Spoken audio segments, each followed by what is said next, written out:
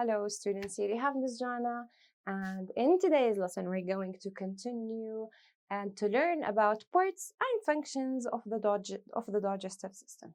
So as we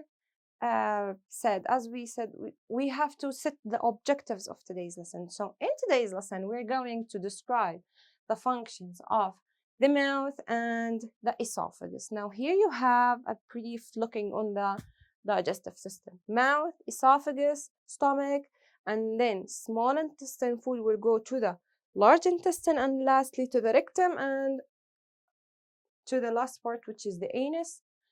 So in today's lesson we're going to say the job of the mouth. What can mouth really do in the digestive system?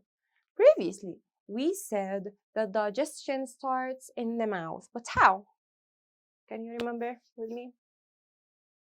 Now, as you eat your food, your teeth can chop up food physically.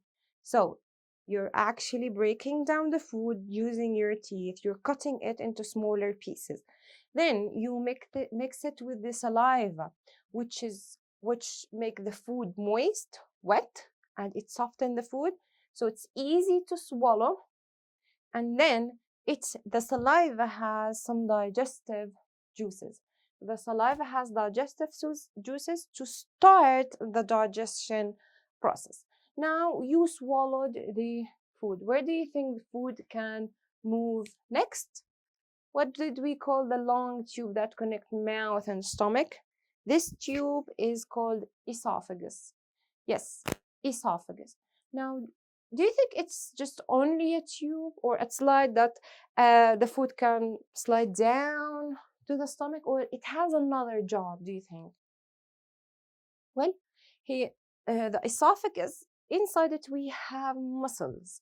Those muscles can push or squeeze down the food, so it makes the swallowing process easier, and it can make the food reach the stomach faster by this squeezing,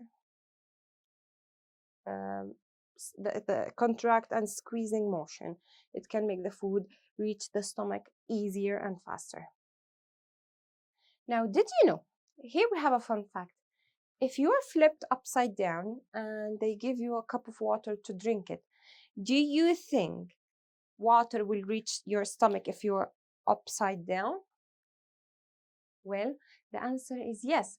That is because we have muscles that squeezes food to reach the stomach. Even if you're upside down, it might take a longer time, but finally, water can reach your stomach even if you're flipped upside down. This is because of the squeezing motion of the esophagus. It can push food down. Of course, gravity helps. As we said, gravity, it's what pulls everything down to the center of Earth. Well, the gravity and the squeezing motion, they work together so the food can reach your stomach easily. And did you know what do we call this squeezing motion in the esophagus? It is the peristalsis motion, which is a squeezing motion that can reach, that can make the food reach your stomach.